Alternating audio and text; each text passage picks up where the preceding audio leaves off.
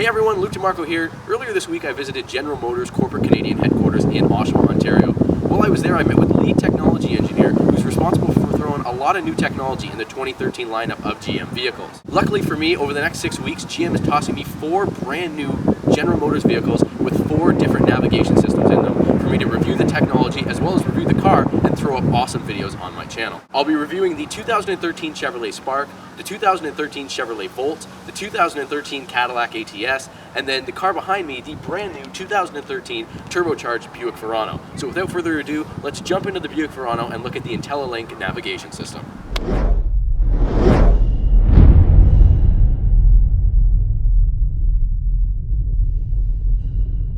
Alrighty, we are in the 2013 Buick Verano, and over the next 6 weeks I'll be reviewing 4 different navigation systems that GM makes. This one is the Intellilink. So in order to start it up, it is a keyless entry, so I've got the key fob down here in the cup holder. I'm just going to click the engine start button, and that doesn't start the engine, that just starts the Intellilink system, and then it should pop up on the screen here shortly. Alright, so this is the homepage of the Buick Intellilink system. So there is a variety of different pages. This is one of 3, so it's kind of like an iPhone where you have different pages. I mean, it's not so fluid as you swipe to unlock or swipe to switch pages, but you can click next. One thing to mention about this display, it is a 7-inch high-resolution, high-definition display, which has been optimized with large icons, and it's just looking at it, it is a beautiful display. I have another GM car with another navigation system, and it's nowhere near as beautiful and as crisp as this is. Now, it is a touchscreen. However, we also do have tactile buttons down here. So we've got home buttons.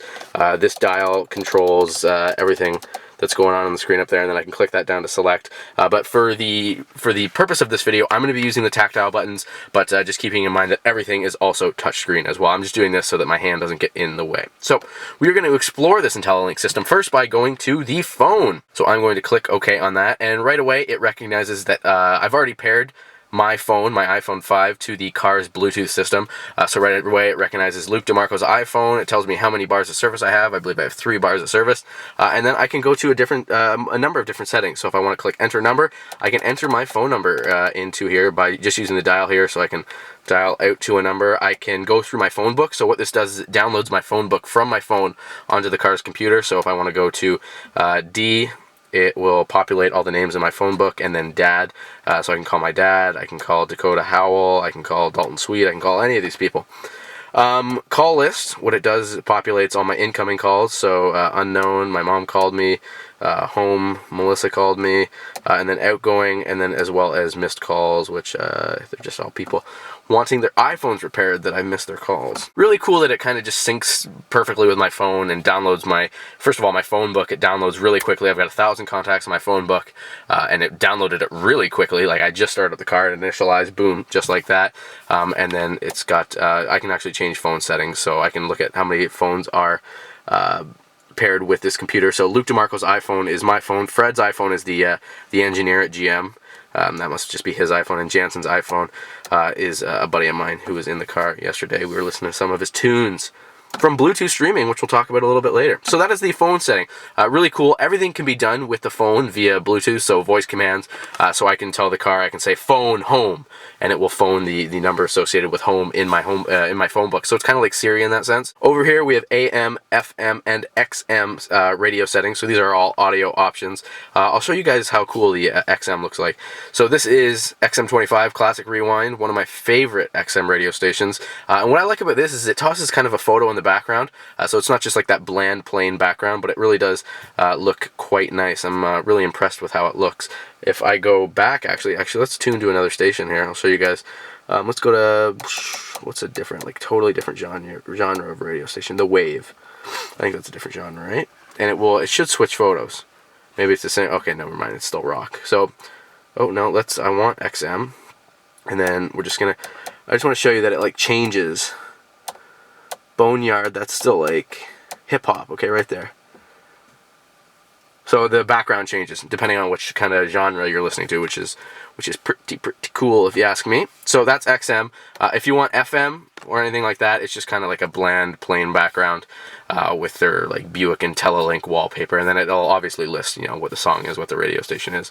99.9 Virgin Radio. AM, kind of same thing as FM, you know, AM 1010 talk radio. I listen to AM 640 a lot too. Tone is like your bass, your treble, your balance of the car. So pretty much you can customize the entire audio system of this car. And on that note, the audio system in this car is a Bose surround system, and it sounds phenomenal.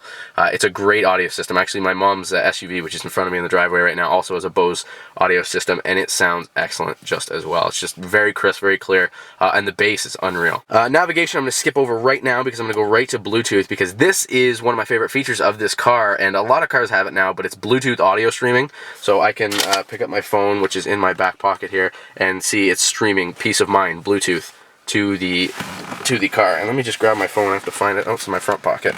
Sorry about this. And you guys can see this. Okay, I'm going to unlock it here quickly.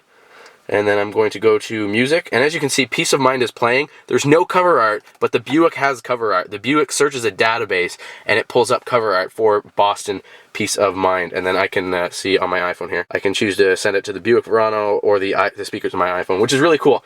And that means that you can not only just stream music, you can stream podcasts, like all sorts, like every audio that goes through your phone you can stream. You can stream Netflix, Pandora Radio, and all those goodies. So kind of cool. One of my favorite features is the Bluetooth audio. Navigation, we're going to hop right into here. This is the navigation screen, and let me just kind of make it that the navigation screen is full screen. So navigation right now, it says Boston Peace of Mind at the top. This is the navigation home center. I can first of all see that I'm streaming via Bluetooth audio. That's the source. What the song is, the time. Down here it shows me a scale, and then I can zoom in or out using these zoom buttons or the tune menu button. One of my favorite features with navigation is this right here. If I click on the stoplights right there, I can go to all traffic events, and it'll list all the traffic events for me. So Highway 401, it looks like there's some kind of closure 60 kilometers away from me. I can click down on that, and I can see that at Thixon Road in Whitby, for 1 kilometer, there's a closure. So that is, like, to me, that is unreal. I can see that there's some construction on the QEW, which is just awesome. And then the QEW South, 145 clicks away, looks like it is closed right now. So I think that that's by far one of the coolest features of this car, that it talks with the traffic satellites and then kind of shows up on here telling me what to do. And then on a couple more screens, there's the destination button where I'll show you how to like input all the navigation settings and all that jazz. So we'll take a look at that as well. Up here in the top right hand corner of all of the home screens is icons to tell you, first of all, if you're voice speaking. So if you're giving the car voice commands, and I'll talk about voice commands a little bit later. This is if there's a USB cable connected to the car, which there is right now. The next one is if the audio is muted. The next one is a phone to see if you're talking on the phone will be lit up. And then the final one is the Bluetooth symbol to show that I'm connected via Bluetooth and I'm streaming Bluetooth audio right now. Alrighty, let's head to the next page. This is page 2 of 3. So icons on this page include a now playing button, so that'll just pull us right up to the, I believe, yeah, the Bluetooth audio screen. So now playing. Stitcher is an application that you can download onto your phone. I forget if it's available for Android. It's definitely available for iOS, and what you have to do is you have to actually plug your iPhone into this slot right here. That's a auxiliary jack and a USB jack. And Twitcher is an application on the iPhone that pulls data from the Twitcher database in the server, and I can upvote and downvote songs, and then based on what I'm upvoting and downvoting, my Stitcher app on my iPhone will play more of those songs into the audio system of the car. Downfalls of that are the fact that, well, first of all, it tears data down. And if you have LTE, you know how fast the data can just go. So you're streaming audio down, you have to remember that. So I can't see me using it a lot, Stitcher. I did download the app after the engineer at GM showed me a CD. I was actually quite surprised that this car had a CD exchanger right there. It's very well hidden, but I can play, you know, the classic CDs. I'm assuming this plays both CDs and data MP3 discs, which is cool as well. Over here is the USB, so that's if you have a auxiliary like flash drive or zip drive plugged into there. You can haul that up and then search songs. One of my favorite features in my mom's Acadia in front of me is the fact that you can plug a USB stick in, or you can plug an iPod in via USB, and just like it indexes the iPod or whatever, and then you can choose a song. Like my dad bought a 32 gig stick just to throw his entire movie library, or his entire audio library on, so that he can listen to any song he wants while he's in the car. It's really, really cool. Auxiliary is just your 3.5mm headphone jack in, which we did see down in the, it's also down here, it's right beside the headphone jack. So there's a 3.5mm headphone jack down there as well. Configuration, this is really cool. And when I say that you can configure pretty much anything about this car, I mean you can configure pretty much anything about this car. So first of all, you got language, time and date. I changed the time from 24 hour to 12 hour. My favorite one is vehicle settings, and I don't know if it'll let me do this without having the vehicle on. Yeah, so I have to turn the vehicle on. I'm not going to turn the vehicle on just to save gas and save the environment, but essentially what that allows you to do is I can change the chirp of the car horn. I can change the delay in auto lock, so when I unlock the door, if there's a delay, like a 2-second delay or whatever, I can change, you know, how the audio sounds in the car. I can change that if when I remote start the car, I can have the heated seats option. So if I want to remote start the car in the winter, I obviously probably want the heated seats to turn on when I remote start the car. If I'm remote starting the car in the summer, I probably don't want heated seats to turn on, so I can switch that back, which is really, really cool. You can also change the brightness of the display, the time and date for navigation, all that to good jazz. So you can really set up everything about this car. It's highly customizable. And all of these menus are customizable as well. So you can change different icons, and I haven't played around with it that much to kind of change icons, but I mean, you can have like some of your favorites. Like I'd probably keep my iPod. I'd probably keep all the audio settings on one screen because that's a lot of what you're going to be doing. So destination, this is what I was talking about before with navigation, and this is where you can enter all of the addresses. So you can do address entry for navigation, point of interest, so that would be like, McDonald's, a gas station, and it was really weird because I just went and filled this up with gas, and before I filled it up with gas, there was actually a notification that popped up on this screen that said, you're low on fuel, do you want me to route you to a gas station? And then when I clicked yes, route me to a gas station, it populated, 5 or 6 gas stations near me, told me how close each one was, and then said, which one do you want to go to? And then I just clicked one, and obviously I'm in my hometown, I know where all the gas stations are, but it's kind of a cool feature if you're out of town and you need gas, which is cool. Previous destinations is exactly what it says. Address book and phone book populates the addresses and contacts that are associated with my phone so that I can toss an address into a contact. Select from map means that I can just kind of scroll across the actual map itself and then click just go to here, and then my car will navigate me to there. My home is something that you can set up as well. So right now this is General Motors car, so if I hit my home, it'll take me to their corporate headquarters in Oshawa, to the engineering center. So I mean, you can set that up as anything. I have in the Acadia in front of me, we have it set up as our house, so when I just say go home, the car will bring us home. The next one is favorite routes, and that's useful if, for instance, my buddy has a cottage out in the middle of nowhere. No GPS recognizes where it is, so what you can do is that when you get there, you can pin it on the map and say, this is David's cottage, so that I can have favorite routes, so that now my GPS knows to bring me here when I want to go to David's cottage. It's one of my favorite destinations. So there's lots of cool goodies in the navigation package of this for sure. Quick Info gives you information about the audio, the navigation. So audio, it'll tell me which track is playing. So right now, Flagpole Sitter by Harvey Danger playing. What movie was that from? Accepted, I think. Justin Long. And then navigation info will tell me where in the world I am right now, so I don't really want to give away my latitude and longitude points, but it will tell you exactly where you are via latitude and longitude. So this is only 2 of 3. We've got one more screen to navigate through. The last one is pictures, and this is an interesting feature. As the engineer was explaining it to me, I asked him, why would anybody want to view pictures on this display while they're in the car? Because you can't actually download the pictures to the car's computer and then set them as the background, which I know Dodge cars you can do that. But he explained it to me that if you're a real estate agent or you're someone who showcases things from a car, instead of bringing up the images in a folder, on just an actual printing the photos out or whatnot, you can say to the people who are looking to buy a house, if you're a real estate agent, these are the houses we're looking at. You can scroll through the photos here, and you can check them out. Now that I think of it, I can't think of anything else that would be practical for. And in order to get the photos on here, all you have to do is load them on a zip drive and toss them in that flash or that USB storage compartment right there. But it's an interesting kind of thing. I know Dodge, you can actually set the wallpaper, so I thought it would be really cool if you could set the wallpaper, but unfortunately you cannot do that. So those are the 3 pages of the Intellilink navigation system. So far I'm really impressed with it. It does a lot of cool things.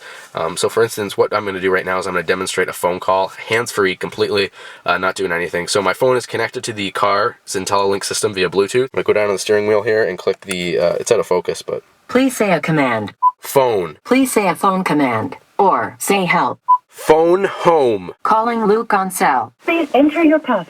So it just dialed my voicemail. And then here I can, let me just mute call for a second. Are you still there? Oh, Please enter your still password. here. So I can, or if you've entered the wrong mailbox number. Sorry, I can hang up the call, I can enter a different number, I can mute the call, or actually if I don't want it to go over the car's audio, which the car just shut off because I've been in it too long without the engine started. And then now it's on my phone. But and then I can transfer it to my and would headset. like to exit. So if I want to do that, I can just transfer it to my actual phone, so I don't have it over the car system. And that would be useful that if someone else had, like say I wasn't driving this car and I was in the passenger seat and I wanted to take a private call. So see when I hit transfer to headset, oh, it hung up on me because I was in response. But I can hit transfer to handset and then it'll say private call. So, and then I can therefore just use it privately there. So that's the phone system. So I can answer calls like that. When a call comes in, all I have to do is just click answer. And what's cool is that my ringtone actually plays through the audio. So my ringtone is the theme for Knight Rider. So that when someone phones, like the whole car shuts down all the audio and then my ringtone starts. So you can start hearing the Knight Rider theme, which is pretty cool. Other technology, I'm just trying to think of all the technology in this car. And again, I told you that there was tactile buttons down there, so you can spin this to operate all the display widgets up there. And what I thought was really weird is that, you know, I can spin this and I can do it, but why wouldn't, if I'm right here, why would I not just touch it? Because I know a lot of Audis have the wheel down here, or not just Audis, but what I've been in, when I've been in an Audi, the wheel has been down here, and that's kind of really handy. You know, it's kind of weird to have that wheel there and then the screen up here. And I actually quite enjoy using this wheel. Like I actually really enjoy it, and I prefer it over to actually going and touching the screen. I think it's a lot more intuitive. Right now, I think I'm going to demonstrate OnStar, which is right there, OnStar technology. So I'm going to click the OnStar button. That's me. Connecting to OnStar. Thank you for calling OnStar. This is Lori. How may I help you? Hi, can I please have some directions sent to the vehicle? I can definitely assist you with that. And where would you like to go? The Rogers Center in Toronto. I believe the address is 1 Blue Jays Way. Okay. What's playing at the Rogers Center today? I'm actually reviewing a GM car right now, and I'm just using it as an example. Oh, okay. So be extra good. Okay, just give a minute here. You caught me in my own lie. Okay, I'll just see. It was 1 Blue Jay Way, correct? That is correct. Okay, I'll just see a minute. Okay, 1 Blue Jays Way in Toronto. I'll send that to your vehicle. Thank you so much. You're welcome. Thank you for using OnStar. You have a great day. You too. So now these directions are being wirelessly sent from OnStar to my vehicle. All I'm going to have to click is start guidance. She seemed extra happy once I told her that this was a review for GM. Your OnStar call has ended. So I can click show on map, save this location as home, which is 1 Blue Jays Way. So I'm just going to click show on map, and then it will show me right there is the Rogers Center. So right where the Finnish flag is, that's my destination. And funny enough, I live right there in Toronto. But yeah, you know, that's kind of cool. And then I can just hit start guidance and boom, it'll take me there. On this screen right here in front of me, I can have it set up to show me directions. So turn right in 300 kilometers. So I don't have to always be looking over at this display, but I can have this display as well, which I think is really cool. So that's OnStar, and that's the navigation system. Not only can I do that with OnStar, but I can actually, there's an OnStar app for the iPhone, and I'm going to get the credentials from the PR team on Monday. And what that'll allow me to do is I can actually remote start my car, lock my doors, check my tire pressure, check my fuel level from anywhere in the world. Other technology in this car, I'm kind of just trying to see all the technology in this cockpit. It's a really, really cool cockpit. It's just as much as important to have cool stuff on the inside of the car as it is on the outside of the car, because you spend most of your time on the inside of the car, right? On the mirror there, I'm not sure if you can see it, but there is little indicators to tell me that there's people in my blind spots, which is really cool. And I've never seen this before. This is new to me, but right down there, that's an electronic parking brake. So I can just pull it up to engage the parking brake. So now you see the parking brake's engaged, or I can push it down to disengage the parking brake, and then as you can see, the parking brake should disengage. So, and you know what, quite honestly, it doesn't matter if the parking brake disengages or does not disengage, because as soon as I apply any pressure to the gas pedal, whether I'm going reverse or forward, the emergency brake automatically releases. So that's cool about having an electronic parking brake. I mean, you can't drift around any corners with it. So anyways, guys, this has been Luke from LukeDiMarco.com with a review for you of the technology and the Intellilink system inside the Buick Verano. I'm thoroughly impressed with it so far. I'm really enjoying it. I've got a guide here to kind of talk me through all of the features, all of the voice commands and stuff like that. If you'd like to see any more features or any more videos about the Buick Verano, just leave a comment down in the comment section down below. I will be doing a full review of the entire car, performance and everything like that, so don't worry about that. But if you'd like to see any more videos, just let me know.